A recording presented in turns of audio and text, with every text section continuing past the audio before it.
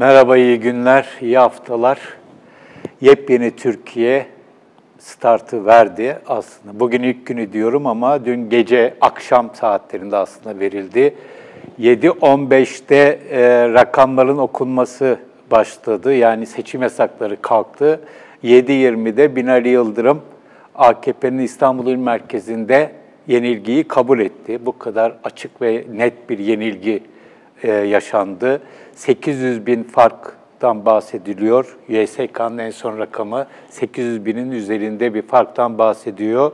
%10 puana yakın bir fark söz konusu.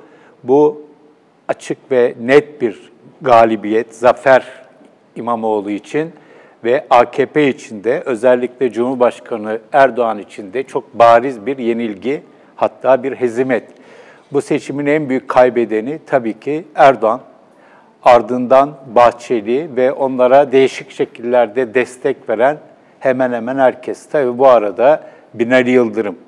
Binali Yıldırım siyasetin en yüksek yerlerine kadar geldi ve en yüksek yerlerinden birisinde meclis başkanlığını bırakıp İstanbul Büyükşehir Belediye Başkanı olmak istedi ve çok trajik bir jübile yapmış oldu.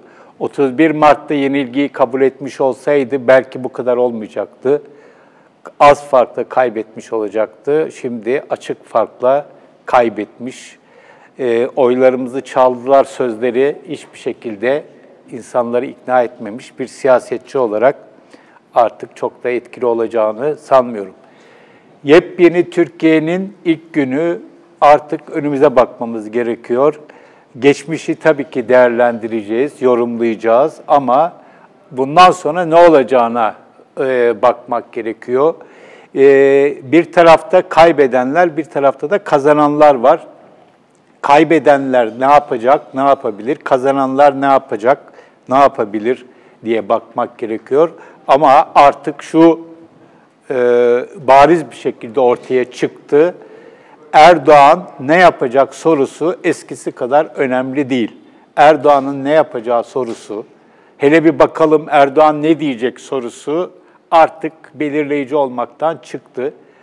Erdoğan çünkü artık uzun bir zamandır bence Türkiye'de belirleyici bir siyasi aktör olmaktan uzaklaşıyor. Ne kadar iktidarı tek elinde toplarsa o kadar güçsüzleşiyor ve güçsüzlüğünün ne kadar sahici olduğu dün akşam ortaya çıktı. Bütün kozların oynadığı, hata tamir edeyim derken yeni hatalar yaptı. Türkiye'nin en tecrübeli siyasetçilerinden birisi ve belki de en tecrübelisi ve yakın zamana kadar da en popüler ismi, kamuoyu desteği en çok olan, seviyeni en çok olan isim olarak biliniyordu. Ama onun bir yenilgi içerisinde olduğunu dün akşam tescillenmiş oldu.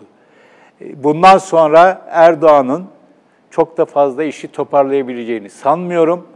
Tam tersine iş daha da kötüye gidecek. Çözülme hızlanacak.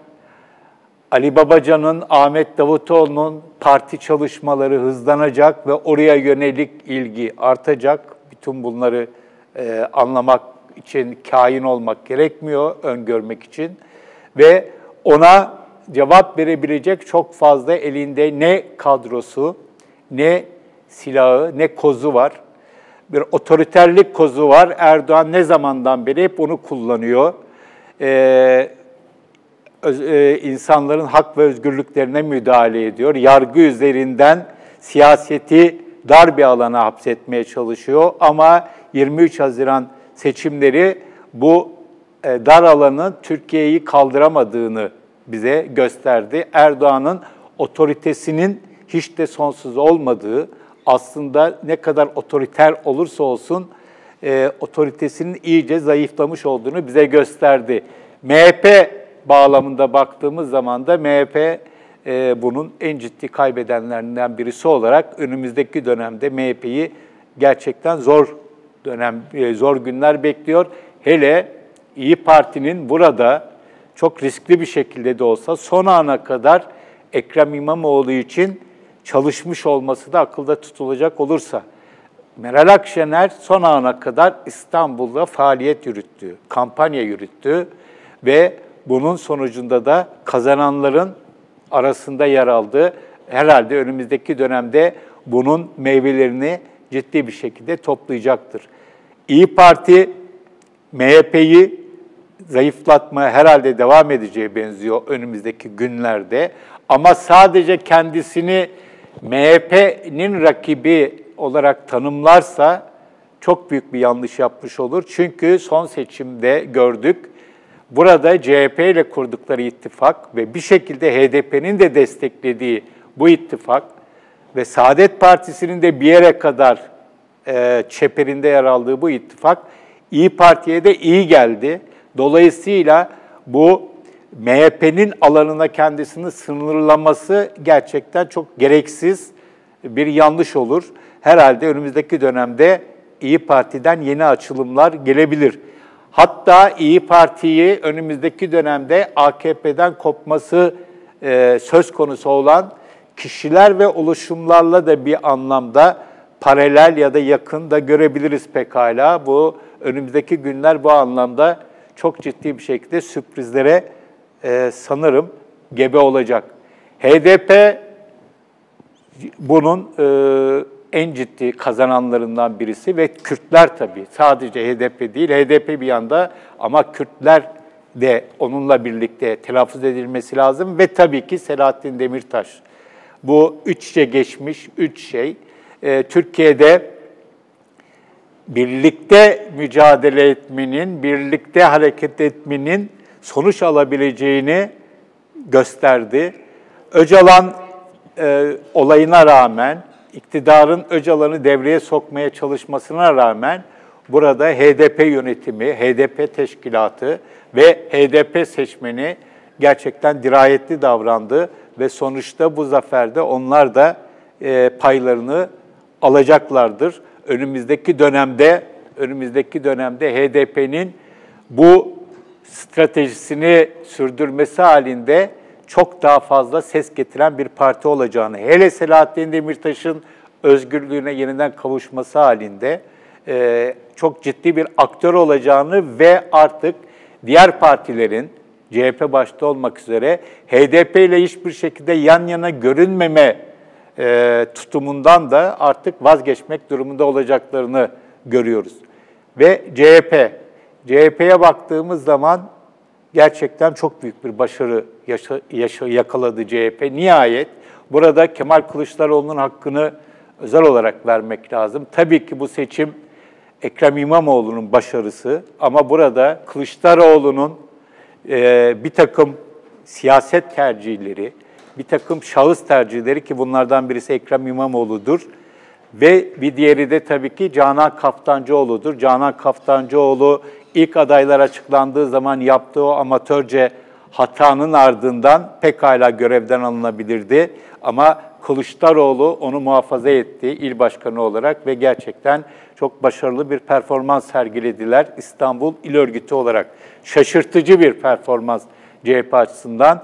Önümüzdeki dönemde ilk tabii ki Ekrem İmamoğlu ama Mansur Yavaş, Tunç Soyer ve diğer belediye başkanları, özellikle büyük şehirlerdeki belediye başkanları CHP'nin taşıyıcısı olacak. Genel merkezde belediye başkanlarının arasında bir koordinasyon sağlanırsa CHP önümüzdeki dönemde gerçekten damga basacak bir parti olabilir.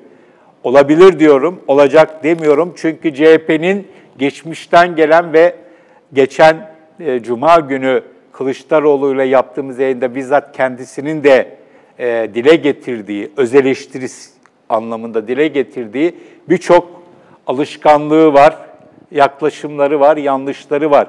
Bu İstanbul seçimi bu yanlışların, bu strateji yanlışlarının, hizipçiliğin vesairenin büyük ölçüde geride bırakılmakta olduğunu gösteriyor.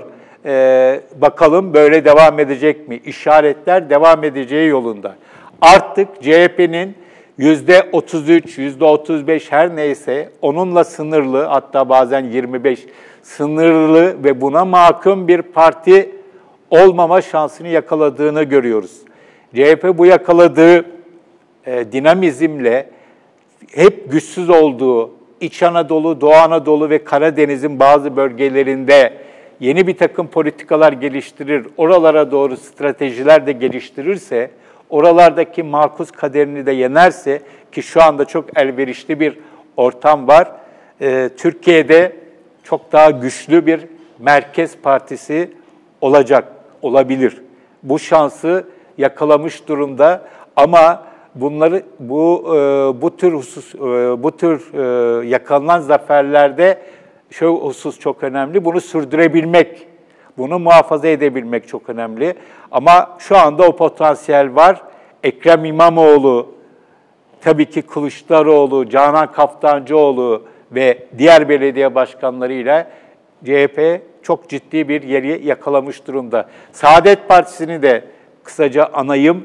Saadet Partisi'nin oyları düştü ama buna çok üzüldüklerini sanmıyorum. Çünkü Saadet Partisi yönetiminin büyük ölçüde, hatta İstanbul adaylarının da büyük ölçüde gönlünün Ekrem İmamoğlu'ndan yana olduğunu tahmin ediyorum. O konu, gözlemlerim o yolda. Dolayısıyla çok rahatsız olduklarını sanmıyorum. Ve Saadet Partisi de tabii AKP'deki kaçınılmaz çözülmeden pekala istifade edebilecek bir parti ya da o yeni kurulması söz konusu olan partilerle bir şekilde koordineli bir şekilde hareket etme potansiyeli olabilir. Özellikle Cumhurbaşkanlığı seçimlerinde Abdullah Gül'ün adaylığı üzerinde bayağı bir çalışma yürütmüş olduklarını hatırlarsak, Abdullah Gül'ün desteklediği Ali Babacan'ın kurması söz konusu olan parti ile Saadet Partisi arasında bir takım yakınlaşmalar da pekala olabilir. Söylenecek çok şey var, uzatmamak istiyorum. Bunları peyderpey konuşuruz. Hep buradayız. Ama bir sözlerimi bitirirken özellikle Medyaskop'taki arkadaşlarıma çok teşekkür etmek istiyorum. Gerek 31 Mart'ta, gerek 23 Haziran'da çok iyi işler çıkarttı arkadaşlarımız, genç arkadaşlarımız. Ayrıca burada bizi ricalarımızı kırmayıp bu seçim sürecinde ve seçim sırasında bize yorumlarıyla, analizleriyle katkıda bulunan herkese ayrı ayrı çok teşekkür ediyorum. Bu seçim 23 Haziran, 31 Mart'ta böyleydi, 23 Haziran daha fazla böyle oldu. Bu ana akım denen medyanın artık yok olduğunu bize bir kere daha gösterdi ve ana akımın artık bizler olduğunu, bizlerin ana akımın fonksiyonunun yerine getirdiğini gösterdi. Son bir not düşeyim. Biz AK Parti İstanbul İl Merkezi'ne de arkadaşlarımız akreditasyon için başvurdular seçim gecesi. Akreditasyonumuz reddedildi, başvurumuz reddedildi. Beştepe tarafından verildiği söylendi kararın. Ama ne oldu? Akreditasyon olmuş olsaydı bile arkadaşlarımız binaya girdikten herhalde 15-20 dakika sonra çıkmak durumunda kalacaklardı. Çünkü AK Parti İstanbul İl Merkezi sandıklar açıldıktan kısa bir süre sonra kapıyı kilitledi. Dolayısıyla bu işler kibirli olmuyor, bu işler çalışmakla oluyor diyelim. Burada şimdilik noktayı koyalım ve söyleyeceklerim bu kadar. İyi günler.